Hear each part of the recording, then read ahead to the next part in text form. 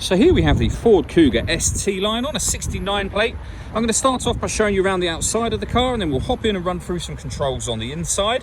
But from the outside, you can see it's a 5-door car with alloy wheels and tinted windows. Let's start off inside the boot and then work our way around the rest of the car from there.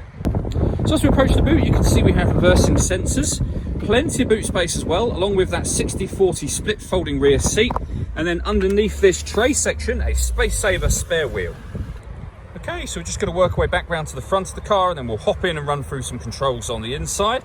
But now that we've done a full circle of it, you can see it's in excellent condition the whole way round.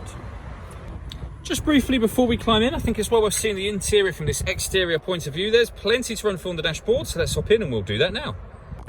Okay, now that we're inside the car, we're going to start with the dials. On the left-hand side, we have the rev counter, and on the right-hand side, the speedometer. At the bottom in the middle, we've got the fuel gauge and coolant temperature gauges. And above that, you can see the total miles for this car, which are 5,592.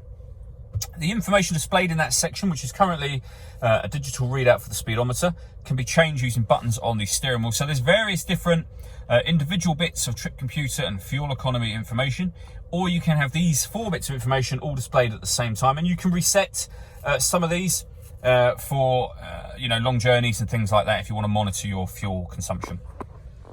If we back out to the steering wheel, the buttons I was using just a moment ago are on the left here, beneath which we've got cruise control and speed limiter.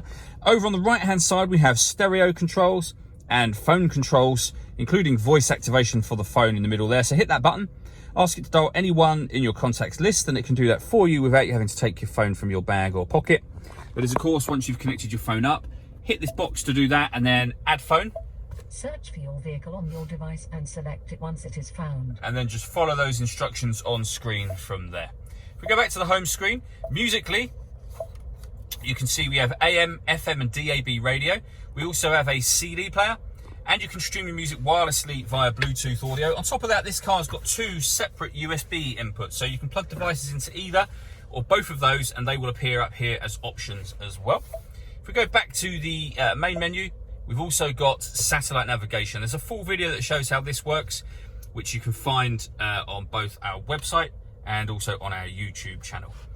Working our way down from that, we have dual zone climate control, so you can adjust the passenger and driver temperatures. You can determine what direction you'd like the air to be distributed in. When you're happy with those settings, hit that button to turn the air conditioning on. You can adjust the fans up or down from here, or hit auto, and the car will take control of the direction of the air and the fan speed to maintain the temperatures that you've asked for. To override that, just readjust the fans and you'll see auto has gone off, and you can select where you'd like the air to be distributed again. Under that, we have these buttons here. So this one, firstly, turns off the stop and start. This car is designed to cut out when it's stationary in traffic to save you fuel. That button turns that system off. You can turn the parking sensors on or off from here. And this button turns on the autonomous parking. So this car is able to parallel park and perpendicular park itself. Again, we've got a couple of videos showing how that works on our website and YouTube channel.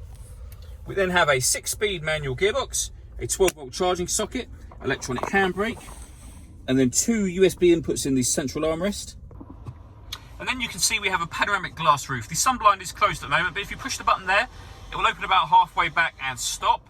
Push it again, it will open all the way to the back of the rear seats. And as you can see, that lets in a huge amount of extra light, but you can actually open this front section as a sliding sunroof as well, if you wish to.